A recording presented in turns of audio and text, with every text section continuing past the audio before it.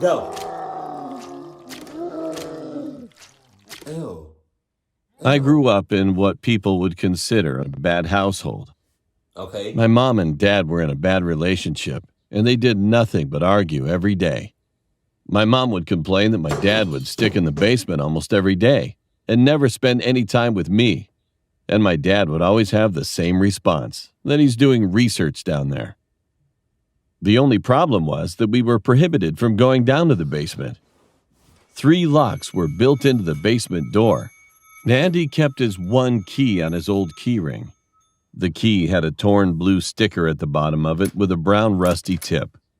However, my mom finally got a hold of it somehow. And that same day when I came home from school, Dad suddenly told me she left us for another man. He seemed truly broken and sunk in his misery. So I tried pretending to be normal at first. But I couldn't stop crying like a baby when I finally got back in my room. After a few months of emotional breakdowns, my dad finally got over it. Furthermore, he started to visit the basement more consistently to the point where I would feel like I lived alone. I kept thinking my dad was working very hard, since I saw him being very distraught after coming upstairs from the basement. I thought everything was fine until I started hearing noises at night. What the They hell? weren't just regular noises. It was kind of someone's crying and scream of agony. But the most disturbing sound of all was the sound of growling, like some kind of beast would exist down in the basement. So, right.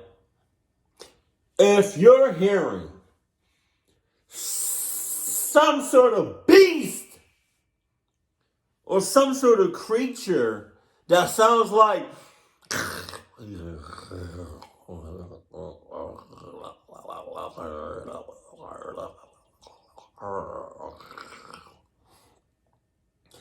how the hell are you still sleeping comfortably in that house? Oh, let alone be in that house.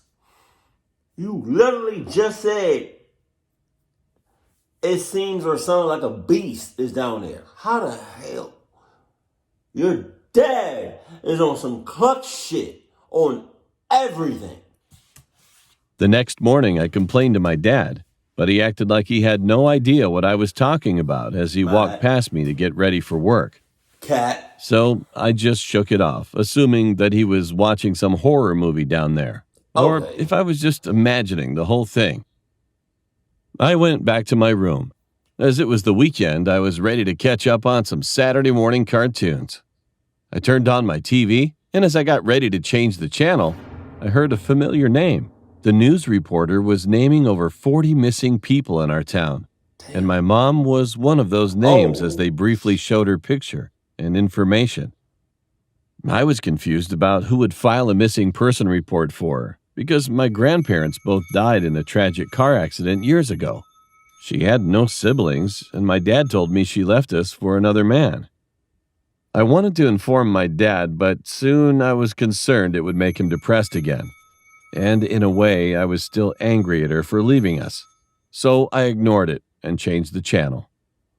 A few minutes later, my dad came in to tell me he was leaving for work. He gave me a kiss on my forehead and informed me that he'd be back later that night. After he left, I invited my best friend Austin to come over. He then arrived shortly after, and we played a game on my PlayStation. As we were about to plunge into the game, we suddenly heard a strange noise coming from the basement. Shit! What was that? Austin asked, being confused. I don't know. My dad does some kinds of experiments down there. It's probably a rat or something. Austin looked amused. No, dude, we can't go down there. My dad said so, I said quickly, bringing an end to Austin's excitement. It has no reason to doubt that Austin was disappointed. Then he asked for something to drink, so I went to the kitchen to get some juice for him.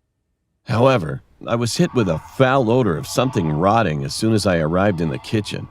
I looked around to see what could be the cause of the smell, and I found that the basement door was cracked open. I went to close it, but the curiosity got the best of me. So I called Austin to help me investigate. We darted down the stairs to the basement, clenching our noses at that horrible smell. It was dark until Austin found a light switch and quickly flicked it on. However, we had to regret our decision instantly after we saw the inside of the basement. There were people hanging from hooks with random limbs missing. As we were standing in horror, Austin clenched my shirt strongly.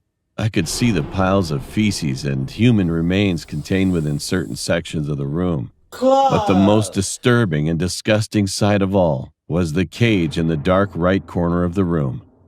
The inside of it seemed to be a person sleeping at first, but as it looked up, I quickly realized that thing was not a person. What is that? Austin shouted, shaking with fear. I ignored his question. To be more specific, I couldn't answer. That thing was indescribably frightening. It looked like a deformed human with its mouth filled with crooked and ragged teeth covering a majority of its face. Its face pointed outward with creases where the nose should be. The eyes were bulging out of its head as it fixated its glance toward Austin and me. Food, it said to us slowly with excitement and a malicious voice. Then it started clawing at the iron bars of the cage with its needle-like hands. I sat there in horror until Austin grabbed my wrist. We ran up the stairs scrambling for the escape and shut the door. After I made sure it was perfectly locked, I saw Austin sitting on the carpet floor with his knees to his chest. Once we had a few moments of silence, I then finally realized what really happened to my mom and those missing people in our town. Oh, yeah? At that instant, Austin muttered like this. Your dad, he was feeding those people to that thing. Now, what should I do now? Shoot, talk about what you said. Okay, first of all, do you really think it's still a clucking rat? I would hope not. What you mean? What do you think you should do?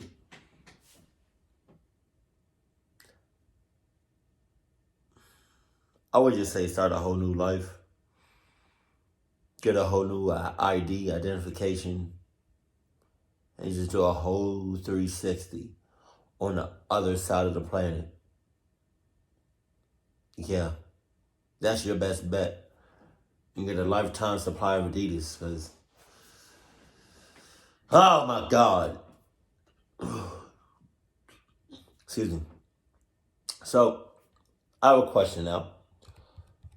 Was it 40 people or over 40 people that were missing? But that thing ate up the people. How was a dad able to sneak past 40 plus people in the house? Or did he take the thing outside and clucked up everybody? But if he was able to sneak all them people inside the house, how come? I don't understand. How was he able to sneak past the mom and the son and all the other neighbors if he were getting people in the house?